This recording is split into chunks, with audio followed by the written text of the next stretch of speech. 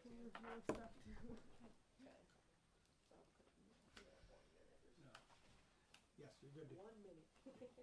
Try and be timely. Well, thank you all so much for being here today. Really appreciate it. Well, thank you for letting us be here. Been waiting for Yeah, and if you enjoyed today, you're also offering a recycling program next month at the Beaufort branch. Yeah. There's little handouts at the front you're welcome to take with you if you're also interested. Yeah, March 4th at Beaufort and then March 10th at Lavico. So, about recycling. Okay. I think it should be right around 11. And if anybody kind of trickles in, just let me know. Would we like this light on or off? I think y'all can see it good enough. I think we're good. Yeah, I appreciate it. Alrighty. Thank you. Are you good, Craig? Yeah, you okay. go. Yeah. Cool. This is Craig and Matt with Beaufort County Broadcasting. They're here to kind of just take some videos and be able to put it online. That way people that can't be here are able to still access it. So just so you know what's going on. But okay, I am Valentina Palacio. I'm the Environmental Education Coordinator for Beaufort County Public Works. I work with both the recycling and solid waste program as well as the stormwater management program. So all things environmental. And yeah, I have this is part of a Go Green series where I've been discussing stormwater, composting, and then I have some talks in March about recycling. And of course, today we're here to talk about composting. And just to preface, this is going to be way more directed towards backyard composting, not necessarily industrial composting.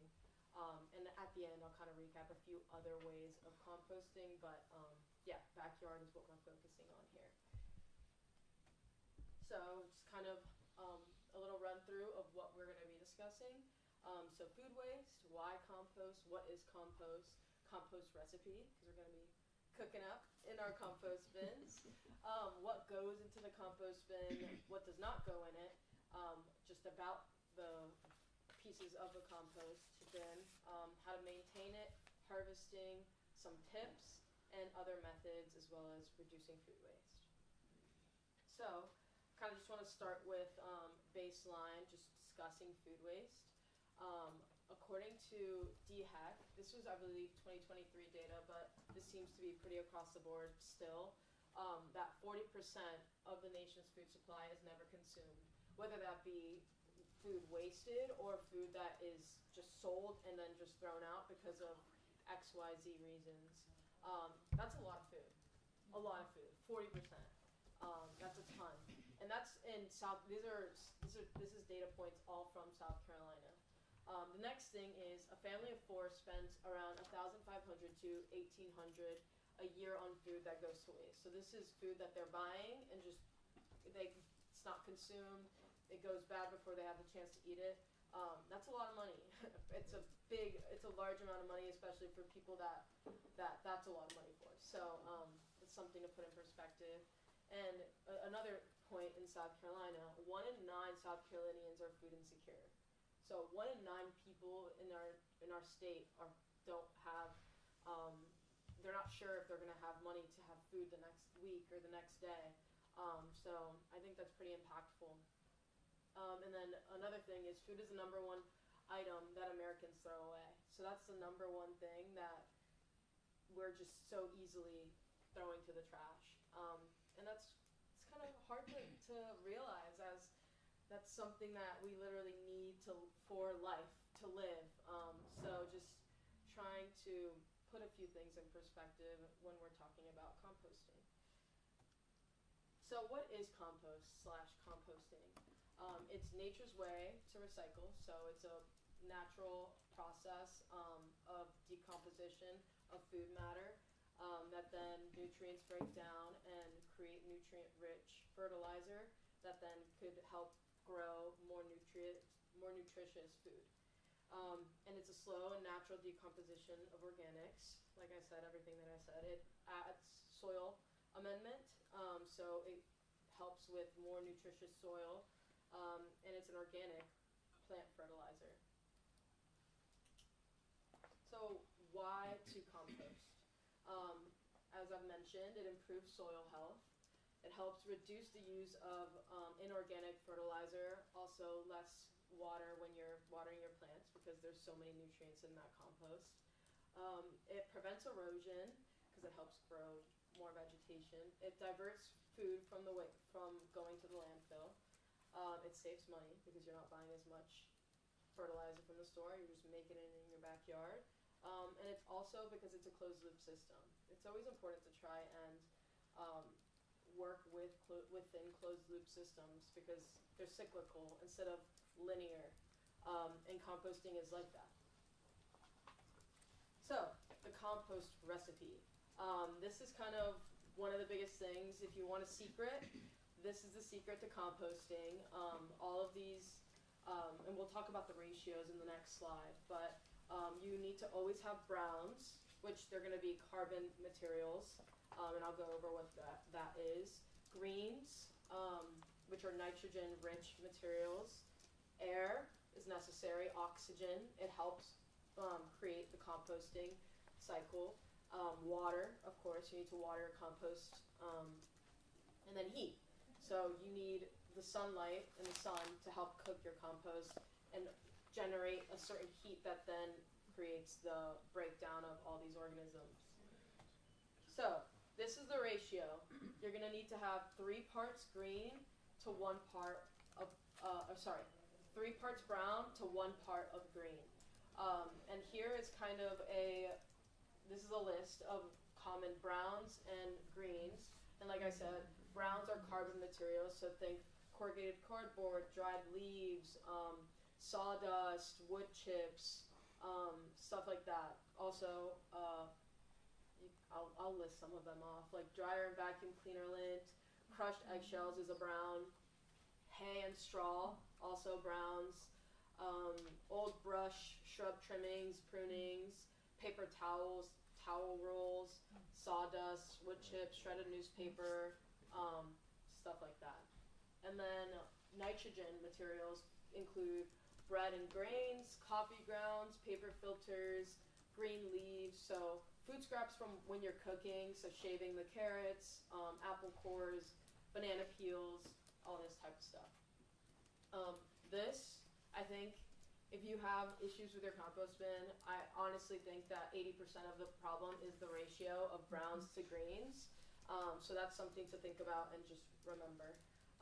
Because we usually generate more greens rather than the browns. So just having a bucket, like a covered bucket of some sort of all the leaves and all the other stuff that you can have and pour over every time you take your compost to your backyard is a great tip to have. That way you can maintain that ratio as much as possible. And then just to go over a few low country specific yard waste, because we have a lot of this around and we sometimes just want to dump it in. With Spanish moss, pine straw, palm frond, all of this, it's in large amounts. It does slow down the decomposition process of your composting bin. Due to they're very fibrous materials, and they're kind of almost like, I think it's like a bunch of cellulose or something, and it takes a lot longer to break down. So that does slow down your composting production. So just be aware of that. It's still compostable, but just be wary of how much you put in. Valentina? Yes. Is the palm frond considered a green? Yes. It depends if it's dried or not. Okay. If it's dried, it definitely is going to break down faster than when it's not, if that makes sense. Okay. So yeah. So a way to think about it is, how do we create the best mix for the compost versus how do we reuse or throw away all the things we don't need anymore? So if I have too many palm Yes. fronds, Okay. I shouldn't say, okay, I need to compost all those. Yeah. I should compost the amount that I need to get good compost. Exactly, and you could just save it and Okay. save it in a pile or whatever, and then as it starts like drying out and everything, it could be used for later on. Okay. Yeah. Yes. Would you consider the brown live oak leaves that are very stiff and kind of waxy the same as buying straw only, small amount? I would say Okay. yes, and with a lot of this stuff, composting, it's obviously it's a living sort of thing. So a lot of it does take a bit of discretion. I'm giving general ideas, but yeah, like for example, like similar items to that are going to be the same way. When you think of pine cones as well, that's going to take a lot longer to break down because of how fibrous and all of that. So yes, I will move on. So we're going to talk about what does not go in your compost bin. So I'll just go over what the pictures first. This is a little tip because it happens to me in my compost bin when I see all that beautiful black rich soil and I see a little plastic sticker in there. I'm like, oh dang it, I forgot to take the stickers off my fruit. So that's just one thing to kind of be aware of when you're putting your fruit into your compost bin. Get those little nuisances of stickers off of your produce because obviously you don't want those plastics in your compost bin. If it happens to go in there, you'll see it. It sticks out like literally a white dot in a whole pile of the rich brown compost. So just try to be aware of that. Another thing is coal ash. That doesn't go into our compost bin. I think wood ash is okay, but coal ash, no. And then, of course, no plastics in your compost bin. Other things, also, no glass. Glass can't go in there. And trying and being aware of toxic weeds and roots and seeds. Hello. Just because all of that, obviously, the compost that you're making is delicious and great for all these plants. And so sometimes these really stubborn weeds, they can grow like crazy in your compost bin. So trying and limiting the weeds and all of that you're putting in there. Another thing is don't put any dairy products in your compost bin. It doesn't get hot enough. Backyard compost bins don't get hot enough in order to kill the pathogens that these products tend to have. Yes, sir. So let's say you're doing because like I live out in the country a bit, so I burn a lot of stuff. Okay. I'll burn my weeds and all that, and it will be ash. At that point, could I put it in compost? Yeah, I would say Okay. so. All right. Yeah, and I don't think you could put a ton of wood and weed burning and stuff in the compost bin. I have to double check like how much. I would look into how much a ratio is good. But I know just coal ash for sure is not good for that. So But yeah. None of the stuff on the grill, huh? Yeah, no, unfortunately. Another thing is meat, bones, and seafood scraps. It's the same thing. It just is not for your backyard compost bin. That could be broken down in industrial composting processes, but just not in your backyard. Dog, cat, human waste food, same goes for that. Has a lot of bacteria, doesn't get hot enough to make it safe for you to then put in your garden bed. So being aware of that. And same thing goes for oils, fats, grease, and lard. So food that's heavily oiled and all of that, like food scraps or cooked food, just kind of use your discretion on that. If it's olive oil, it's a little bit better, but with other fats and lard, I would limit, like don't put your bacon in there, your old bacon, just because same thing, pathogens, that bacteria that those foods usually generate. And then coal ash, like I said, and then being sure that your stickers on your fruits and vegetables are off. And I kind of prefaced this before, but just think about what you would want your fruits and vegetables or plants to be grown out of. Just using your mind, your just intuition, and be intuitive with that. And that's what you're putting into your compost bin. So, yeah, just try and use your discretion with that. Yes, ma'am. Earlier you said limit citrus. I'll put a lemon or an orange peel in there every once in a while. Why limit citrus, and what does that mean exactly when you say Yeah, limit? so the whole reason with that is citrus, it's the pH level is what it disrupts in the compost. So that's why limiting that is good. There is, I don't know the specific sort of, I just know that it just causes the pH levels in the soil to just not be like the best for growing afterwards. But yeah, does that make sense? Don't empty your lemon tree into it. Yeah, But every once exactly. in a while you can put Yeah, something in exactly, it. exactly. Okay, so we're gonna go over the compost bin. So this is kind of just a pretty standard compost bin. This is the one I have. The county gave out. I don't know if a few of you maybe have been rewarded the compost bin. Looking to potentially do that in the near future, but this is a pretty good standard compost bin. So the first thing is the assembly. So it's ventilated, so we have vents in here, air. That's crucial to the compost recipe. Easy to be removed. So here you kind of place it on top of the earth. It has some anchors. You screw them down, and then it has a locking door. So the top, it's locked. Kind of shift it. Sometimes it's hard for me to even open up. So try to protect from wildlife. And then this down here is kind of a sliding harvesting door. Location. So you want to try and make sure that you're putting your compost bin somewhere that's convenient, somewhere where you're not going to forget that it's there, because you want to be using it, and sometimes out of sight, out of mind. So try and place it in a good location where you'll remember to be putting your food scraps in there, and you won't be lazy to go out there whenever at night or whenever your compost crock is full. Also, try to make sure that there's decent drainage. You could block the bottom of the bin. I did that, but I realized later on that it's probably best not to. That way you can get some friends to come from underground, like the little earthworms, and help add more nutrients to your compost bin. And then also trying to have full to partial sunlight. More sun is better. And we'll talk later on temperature checks and all of that of your compost bin, but just making sure that it does have sunlight, because that's another part of the recipe, heat.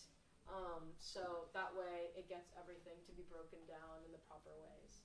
How to compost. So ways of doing it is to chop up some pieces. It could help make it faster, the breakdown. So I sometimes, if you have spare time, kind of chopping up your banana peels or food scraps into smaller pieces. Just kind of intuitive. Like it's faster to break down small pieces than a whole large piece. But sometimes you don't have time for that, and that's totally okay as well. So also emptying it whenever it's done. We'll talk about that a little later. Also, really crucial step is to stir your compost every once in a while. That way it oxygenates it. It helps get that air in there. They sell kind of these really neat compost stirrers, which is kind of looks like a swivel, or you can just use your shovel. That's kind of what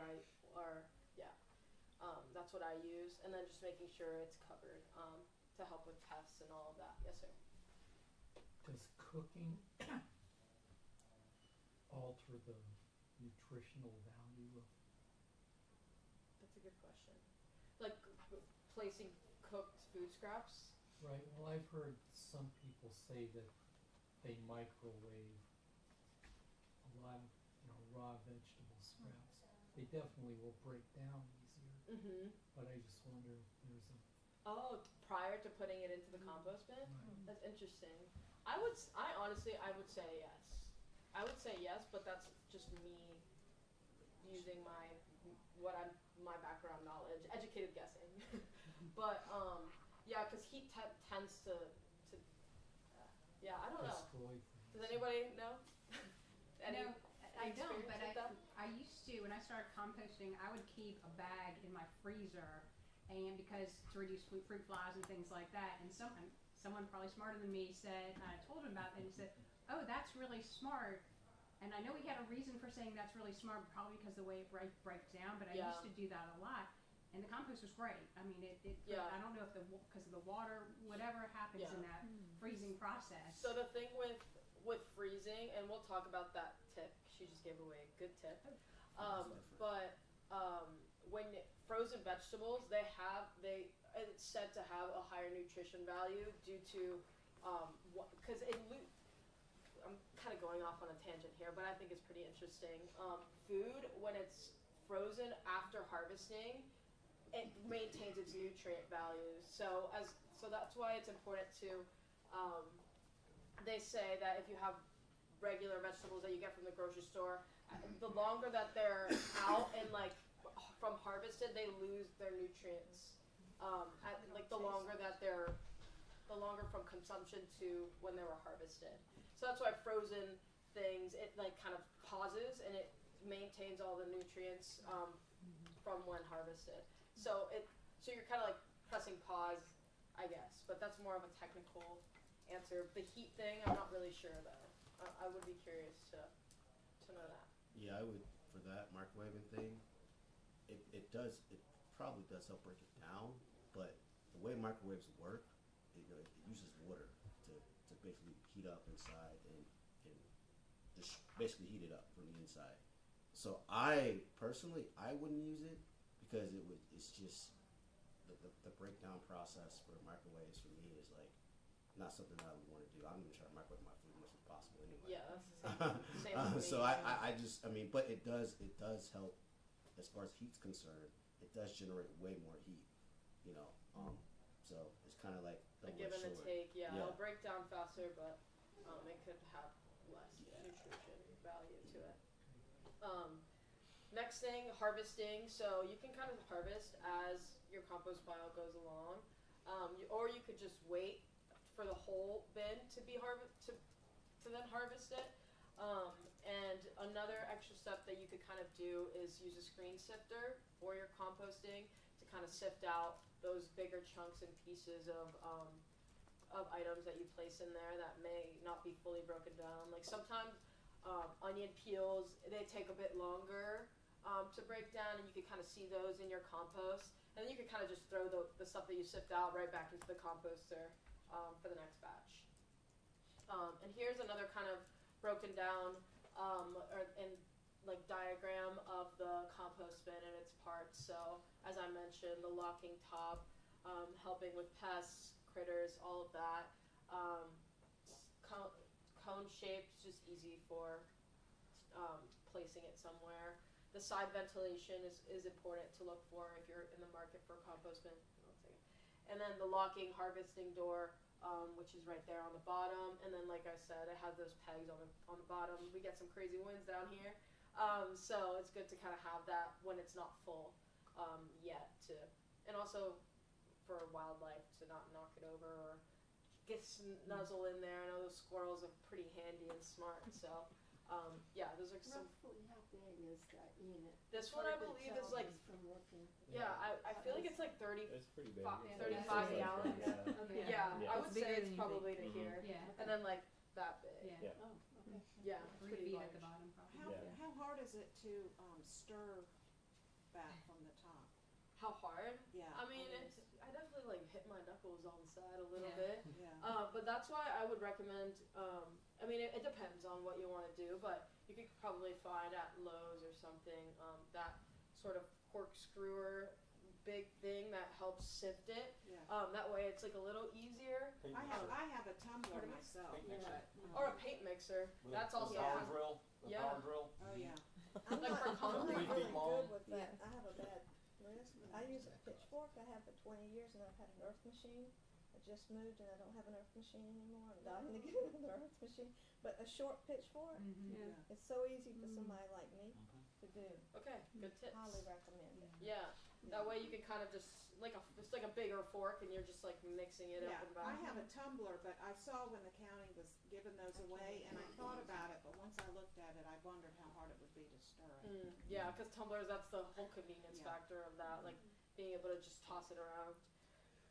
Okay, so how to maintain your compost bin. So first things first, of course, adding your ingredients to your compost. The next thing is to kind of check the moisture. And a tip that we kind of say is for your compost to have the consistency of a wrung out sponge. If you were able to visualize that, it's still moist, but it's not dripping. So that's kind of what your compost should have the consistency of. To mix it up, it's crucial. Get that oxygen in there, help the breakdown. Checking temperature, I'll go over that in the next slide, what the temperatures you would want to look at. Adding new ingredients, of course, continuing to add compost to there, and then watch it decompose. It's very neat. I mean, a fair amount of you, I think, are already active composters, but it's so cool to see how that breaks down and how much you're like putting in, and then it's like, whoa, like this creates like such a small pile, like compared to how much was in there like a week ago, 2 weeks ago. So yeah, so let's talk about temperature checks. So good way of figuring out the temperature, of course, is getting a thermometer. They sell compost thermometers.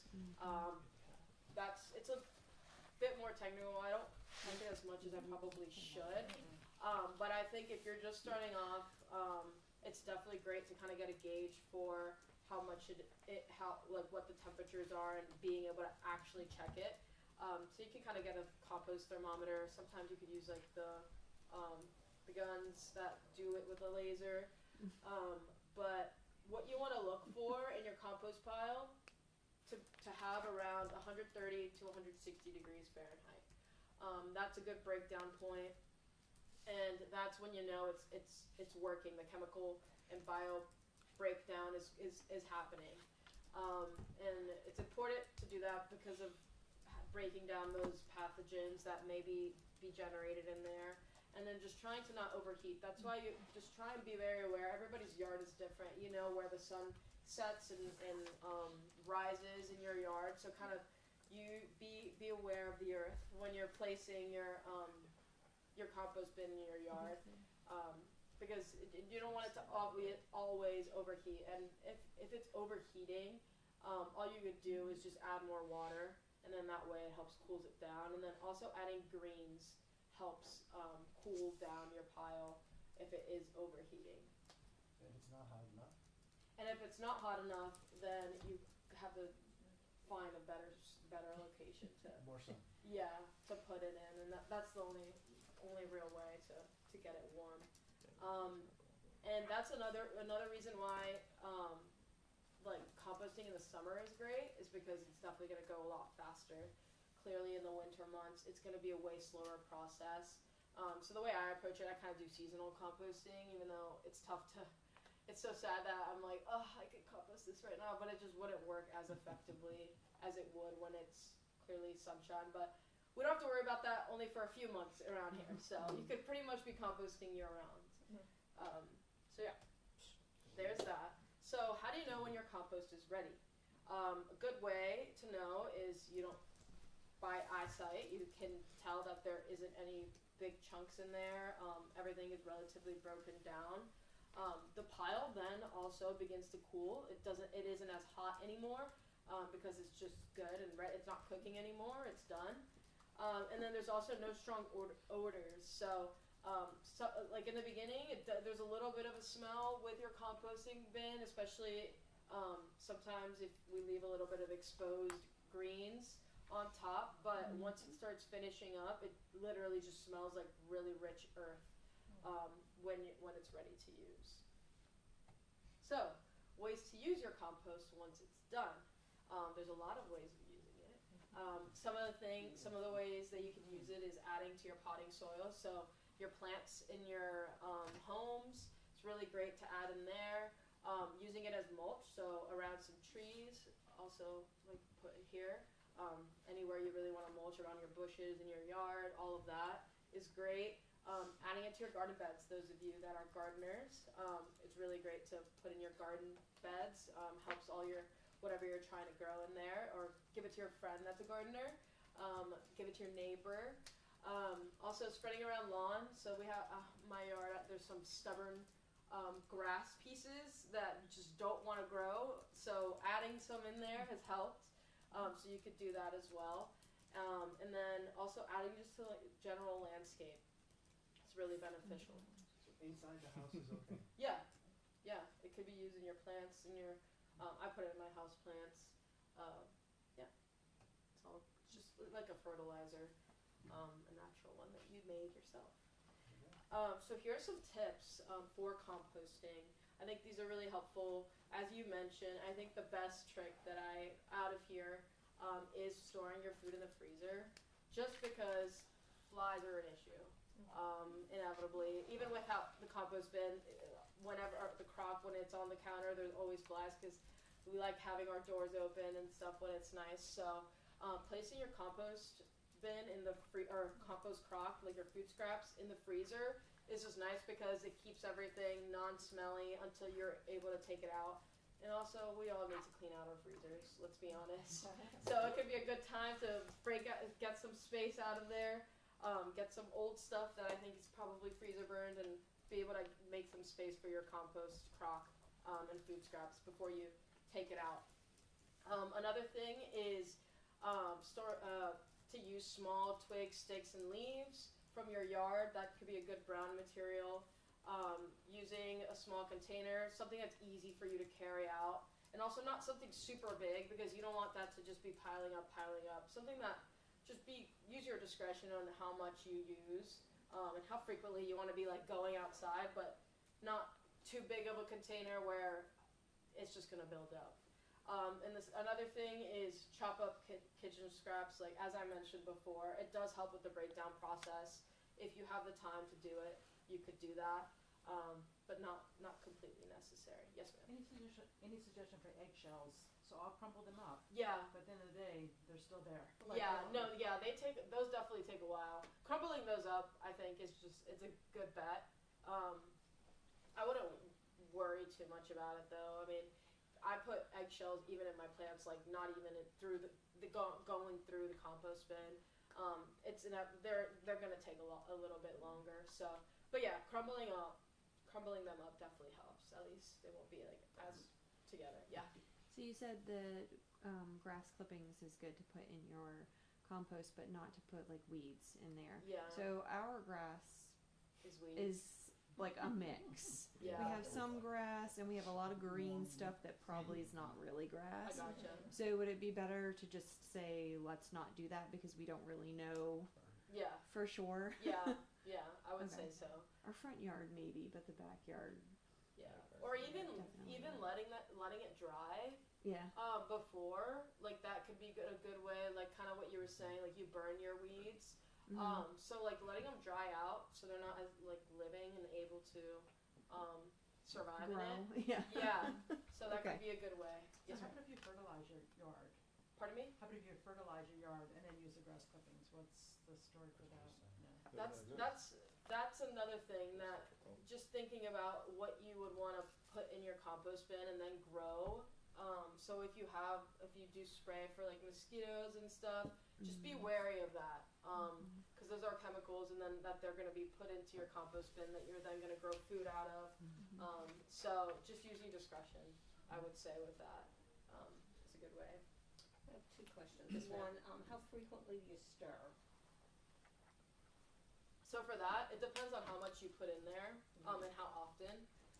But I would I try and give it a good stir every time that I add something in there. That way, like the stuff that's already decomposing gets kind of on top of the new stuff. That way, it kind of helps secure everything and also odor-wise. So I would say, depending on how much you do it, I would try and do it once every time you add something or every other time. I think it's a good And that rule of leads thumb. to the other question. If you keep adding new stuff, how does it ever get done? Yeah, and some people they have two bins because of that So you can same go on thing. from Yeah, that way you this kind of one's- add until you're like, okay, this is about to be full, and then you kind of let it settle and finish its whole process, and then you kind of have a side pile. But yeah, it is a seasonal kind of progression, but it takes a long time for some of those things to get full. So, kind of picking and choosing when to do that. Is the flies, gnats, a good thing or a bad thing? So it says here that I need more brown. Yeah, it's a bad thing. It's a bad thing? Yeah, But so you isn't it helping to either, no? No, because it's probably just it's not like doing the correct process. They shouldn't be able to survive in that They should not. sort of heat. Yeah, and there's always gonna be sort of a little bit, but that just means it's too wet. It's not dry enough of a compost. But if you apparently soldier larva is fine and good for your compost, because I was finding a lot of soldier fly larvae in my compost, and I was freaking out because I was like, that's really gross. But apparently they're good. That's good to have in there. So So it's hard to do browns here when like the leaves don't decompose. So I had all that stuff in, took the compost bin apart, and there was all these leaves still, like it never, like these live oaks leaves just didn't disintegrate. Really? Magnolia didn't disintegrate. Well, magnolia. Yeah. Yeah, Just trying to dry them out if you can, as much as possible before placing them in there. Because once they're like really dry in the sun, they really do become really crumbly. Live oak wood. Yeah. But Go get a bunch of that. I don't know. I'm trying to visualize I them. have. Visualize Or their maybe I've got more too much brown cardboard on it. or other. Yeah, but yeah, using Ton of brown. using cardboard is great. Like your bags from like Publix Grocery- that are paper. That's a carbon Yeah, I don't easy use them. to shred and put in there. But What about using diatomaceous earth, like spreading that in to handle the fruit flies if that becomes a problem? yeah, you can do that. Yeah, Yeah, you definitely can do that. diatomaceous earth. It's a white powder. It's like from a shellfish or something like that. I think so. Yeah, it's like derivative, and they crush them up. But that's an additive you can put in your garden to control bugs in general. But you can throw it in your compost to help with some of the worm. Like how much would you put in relative to what's in there? That's beyond my knowledge. I just kind of If it's took a couple of things and Yeah. put it in. I would, handfuls. if you can, try and fix your ratio before doing that. If it's like just really bad and something seems to not work, you can use that method. But like using the dichotomous earth, for those of I can't hear the question. But just try and fix the ratio, because essentially like that's what you want to get right on track before you kind of do that stuff. Do you advise like shredded paper? Because I know most inks are soy based now. Yes, So if you have a shredder at home, you can take the shreddings and exactly. throw that in. Is that Yeah. would that help with that ratio as Yes, well? that's what a I've brown. heard. I wasn't okay. Yeah, that's a brown, and that's another good point. People ask, it's soy ink or ink. A lot of stuff is a lot more soy based.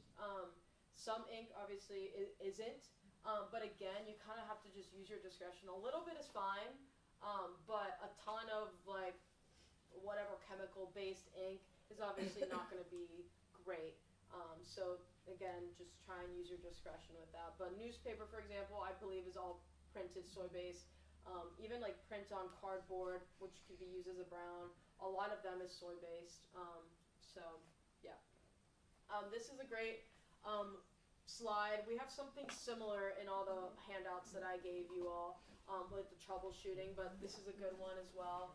If y'all want to take a picture of it, I'll go through a few of the things. These are just common issues that you face with composting. So one is the pile has a rotten egg smell. So the situation could be that there's just too much water, it's too moist. So then a way is turn the soggy pile and add more browns. So that's a way that you could fix that problem. Another thing is, I'll go to another one. The pile isn't decomposing quickly enough or isn't producing enough heat.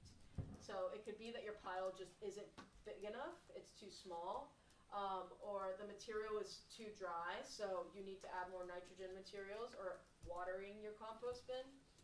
The pile needs the nitrogen, like I said, or the pile needs oxygen, so you need to be stirring it in order to make that whole process work. And then the solution would be to add new ingredients to the pile, so continue to add to your compost bin, to add water and turn it, add greens, turn the pile more frequently.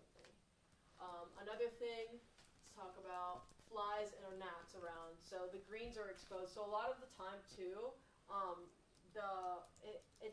it would be because you put a lot of kitchen scraps and green material and you didn't cover it with the browns. So that's kind of like the line of defense from the flies. If it's exposed, they are easily attracted to it. But if you place the browns over it, it helps with the decomposition process and it helps get rid of those gnats and flies. So more greens inside and browns out, so so it's insulated more. Yes, kind of like that. Yeah, exactly. It just like covers it.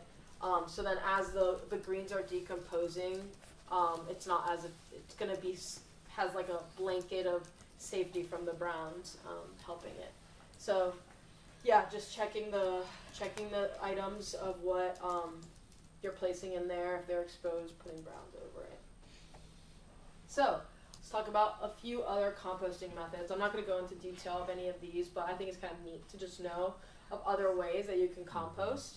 Sometimes in big agricultural like farms and stuff, you're definitely gonna see more like bigger bins, like the wooden bin as is depicted there. Another way of composting is actually grass cycling. So it's practically just taking the basket that collects your grass, and you're just cutting your grass, and you're just letting it the cut grass just decompose naturally. On top of the other grass. Vermicomposting. This is a very fun way of composting. You could do it inside if you're not afraid of worms. It's a very neat way. I actually did a presentation with this Low Country Montessori here, and they're doing vermicomposting. I think like 5 bins. Yeah, they were so excited to play with those worms, the red wigglers. It's very neat. You add the worms to them, or they just naturally grow inside there? No, you add worms, but then they like repopulate and everything. It's pretty neat. And then pit composting is a way, literally a big hole in the ground, and you compost that way. Wire bin, that's another way that you can create a compost bin. Like another thing too, like you can make your own compost bin, like the wooden bin, depending on the size that you need. No need to buy it, but sometimes with the ones that you can buy, they have more mechanisms for control, like keeping away pests or wildlife from getting into it.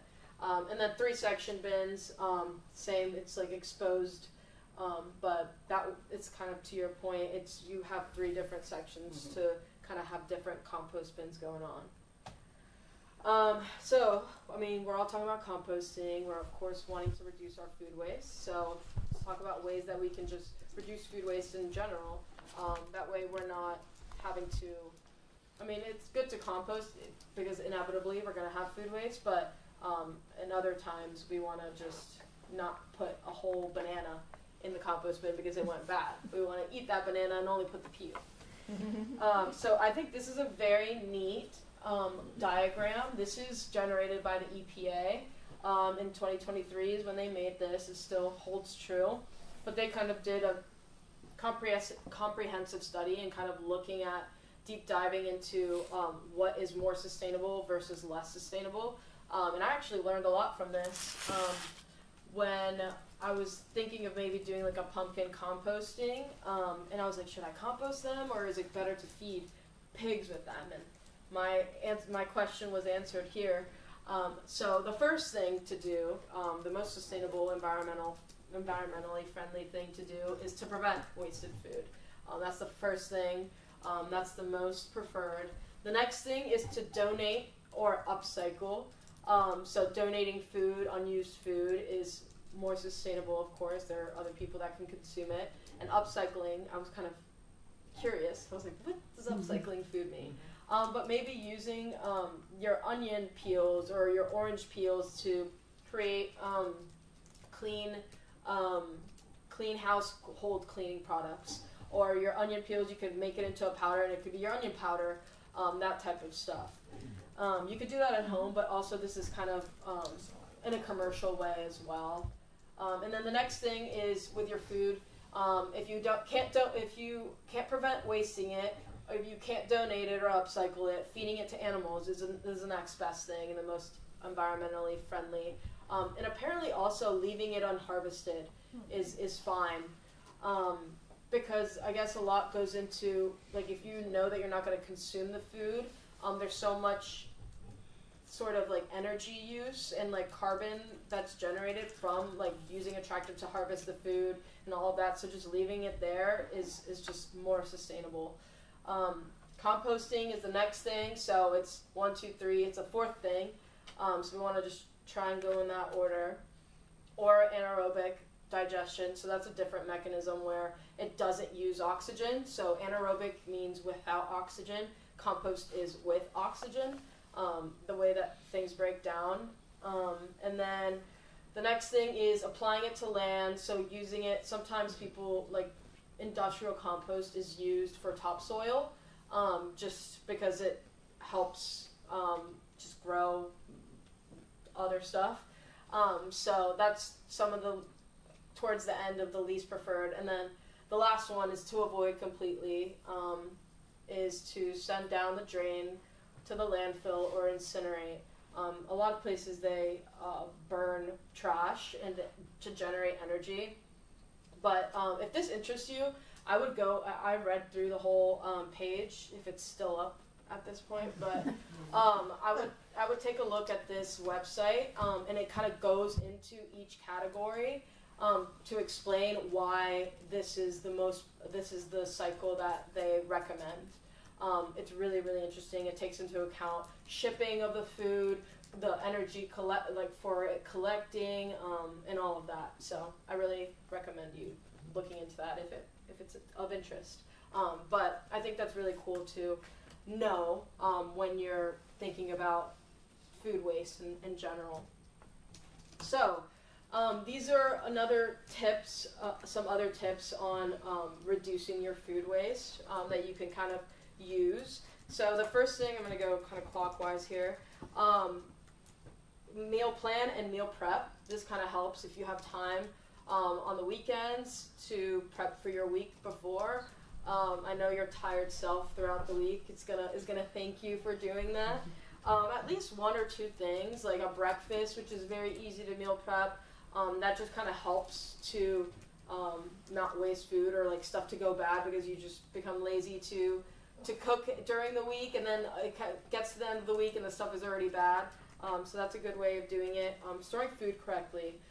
So making sure that you're putting stuff in airtight containers, so you're not getting freezer burn, or you're not getting that weird refrigerator taste, and then you're like, ew, yuck, I'm not going to eat this leftover, or I'm not going to use this onion because it's dry from the refrigerator. So storing things correctly. Adopting a healthier, more sustainable diet. So you're eating more nutrient-rich fruits, vegetables, meals. Very important. It helps with reducing food waste because it's just you're eating it all and it's good, I guess. And then buying only what you need. So just it's always better to buy less and then having to get more than, even though you might have to do another trip, but you won't waste as much food. Another thing kind of in tangent to that, starting small, not just going to the grocery store when you're hungry and buying a million things because you're starving and you want to eat it all and you actually aren't going to eat it all. So another tip that's not on here, don't go to the grocery store when you're hungry. I have fallen victim to this way too many times. And then understanding food labeling. So also kind of just trying to, and I know the industry makes it kind of complicated. They try and confuse us in so many ways, but just trying to be a little bit savvy when it comes to buying things at the grocery store, looking at ingredients of boxes of like what they have in there, like all of that helps reducing not eating good things. And then another thing is to love your leftovers. I know some people, you're either a leftover person or you're not. I get it. It's a category. Some of us, we love them. Some of us, we hate it. But maybe become friends with someone that loves them. That way they can eat it. We make a joke that my dad's the garbage disposal because he eats everything. And a big thing from him, it just comes from not like just literally like thinking it's a sin to throw away food. Like he's like, I'd rather eat this, and even though I don't know if I like this or not, he just eats to fill. But he's like, I'd rather eat this than to it go to waste or throw it away. And I think the last thing that kind of goes with that small anecdote is respecting your food. Like I started this presentation off with, food, we need it to survive. A lot of people that maybe you know or you don't know are food insecure. We just trying to respect it and be grateful for what it does for us and what it provides us, which is life. So I think that's just having that consciousness, that awareness that it's not something that we can just throw away and not think about. And yeah, so if y'all have any questions, feel free to ask them. Yes, sir. This isn't backyard composting, but a while back I heard that the county was going to get some money from the federal government to do some sort of Industrial. composting study. Yes. And I just wondered if you're still going to get the money or you have to pay it back. Well, we got the money. We have it, so that's actually good news. We got a grant, a very large grant from USDA to start a composting program in Beaufort County, and we are still in the works of that. It's just strenuous process that obviously takes time, but it is coming soon. So for all of you, coming soon. So that program would teach people the composting, or it would be the county doing their own composting? Yeah, Which we one? would be doing, and we're not sure if it, I mean, it will be available to Beaufort County residents. It's not that we're trying to figure out if we're going to do it or we're going to find someone that will do it, but yeah, it will be available. It will be, we're thinking of doing like a drop off at various locations in Beaufort County where you can take your food and it will be industrially composted. So yeah, and that would go also in tangent with, we have like a whole education plan that would get in place before we launch the program, of course, because people would love to put a lot of random things in there. This already happens with recycling, so we want to make sure that what we're putting in our compost that we're going to do is the right things. Anybody else? Yes, ma'am. Do you know when you're going to bring back the ability to buy a more affordable green machine? Because they're expensive out there. Yeah, they are. Not sure. I am gonna, or are working on setting some money aside for the budget next year. But yeah, I will definitely be, how you all found out about this, hopefully it's gonna be the same way that we'll advertise whenever that happens again. But definitely, I'm setting my sights and trying to make that happen because a lot of people loved it. Yes, ma'am. Did you? I do, and I just heard about this, so it got me concerned. So tea bags. So coffee grounds, I just take the coffee thing, dirt in the good because it decomposes. The tea bags, I've just read that there's a little bit of plastic in them. Have you heard that that's? So the thing is, it's not that tea bags have a little bit of plastic. There are a lot of tea bags that come in a plastic sort of netting. Okay. So that's what we're talking about. Like those, honestly, all the triangle tea bags that like look all fancy and nice, like that's all plastic and getting steeped in your tea. What about the regular ones? But you should, yeah. The other ones are fine. Those are Okay. there's like a coffee filter Okay. material. Just trying to take the staple out if you can, Yeah. because that's metal and if that gets corroded into your All the ones I compost bin. get don't have the staple ones. Yeah, but with that, it's the plastic tea bags that's I'm pretty positive that's Okay, so the regular referring to. ones were good. Just take the staple just out. Okay. you can sort of feel it. And I think I feel like the box sometimes does tell you what type of tea bag it is. At least for some. Cut the bag and empty the tea into it. You could do that as well. Exactly. You can just cut if it is a plastic one, you could just empty it into your compost crock. She just mentioned. Yes. I've never done this before, the composting thing, so can you give us a feeling of scale? You told us how big that bin was that you use at home. Is that good for a family of 2 or a family of 10? So it could be for anyone. It will take longer for you to fill it up. If it's less people that are consuming, then if you have a family of 4, you're obviously going to be producing more food waste. So it'll just take longer to fill up, or like for your compost to be ready, because you usually fill it up in order to then let it settle and do its thing, and then you harvest it. Does that make sense? I bought a Kind drum of, but that has 2 sides, and one you fill, and then the other, you let that cook and you fill the other side, and you can just roll the Yeah. pan. But it's just, if you want, it just takes longer. So if you produce less food waste, I would get a smaller one, because it will just get done faster, and you'll be able to harvest the compost faster than if you had a huge one, and it'd just take a lot longer for it to harvest. Yeah. We have the big county one at our house, the giant one, and it's just 2 of us, and we have like maybe like this much in the bottom. We have like this much in the bottom of it right now, and we've had it for a year. So it's just slowly. I think we added topsoil to it to start to kind of like hopefully start the process a little faster, but it'll take us a really long time to to actually fill it up. So that's what it'll just take longer for your compost to be done. Okay. If you have a bigger one. Even at a 3-to-1, 3 browns to 1 green? Well, we've not been good about that, so we need to be better. So keeping it out of the landfill, that's good, even if it sits there forever. Yeah, that's true. Yeah. Yes, sir. So I have a 55-gallon gallon metal drum. It's been cleaned years old. How is that? Would that work well for something like that? Just drill some holes in it and just roll it as it goes to help mix it up? Yeah, I think so.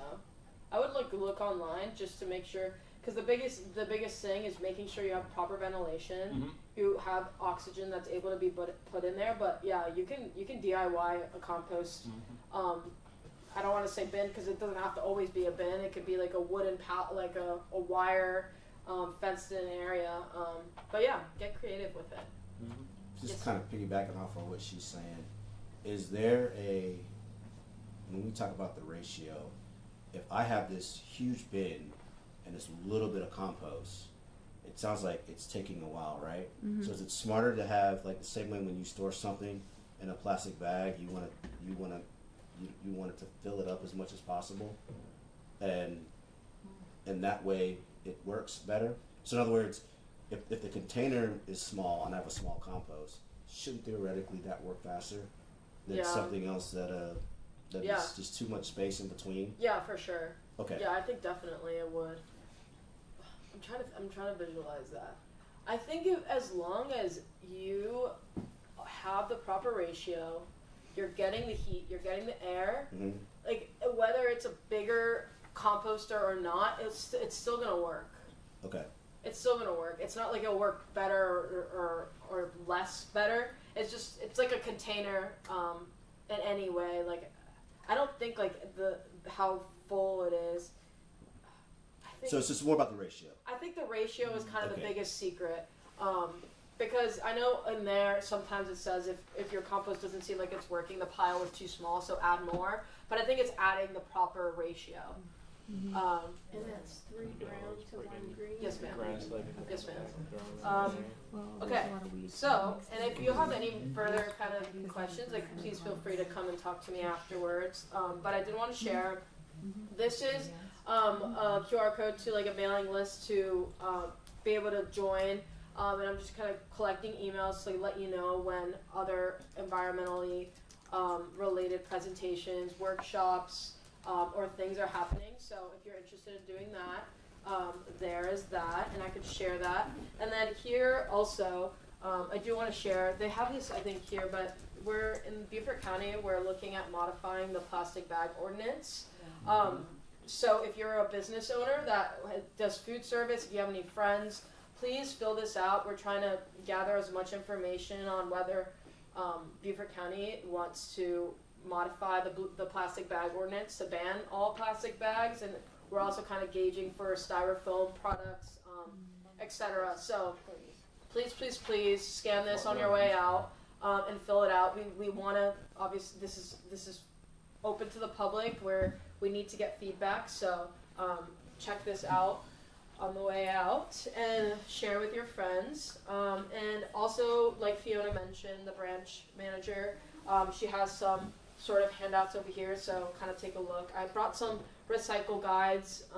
Residence guides are a really great resource if you go to the convenience centers and want to know and make sure that what you're recycling is proper or not, as well as other resources on hard to recycle items. So thank you all. Here is my contact information if you want to take a picture. I don't think I have any cards left right now, but please feel free if you have any organizations that you're a part of and would like for me to come speak. I'm always welcome for that. I would love to do that. And if just any kind of questions in general that you may have, please don't hesitate to reach out. Do you spam? You guys spam a lot? If I sign up for this, I'm gonna get a ton of emails. No, this will just be, I know, that's a question that people sometimes ask. No, this will just be solely for, like, events like this will reach, I mean, maybe I'll be spamming you, but for good things. Like, there are gonna be a lot of workshops or presentations, but others, it won't be anything crazy. As long as you'd be interested in knowing about what's going on, it should be pretty normal. If we already get the county, Yeah. Yeah, well, just reach out to me, No. and then I could just send it over. Yeah, if you all wanted access to this presentation, just email me, and I'll be able to email you a PDF of the presentation. That way you have it all. And yeah, if you want me to present, also, happy to do that. But yeah, thank you all for coming. Thank you. I hope your compost is nutritious. Thank you. Very interesting.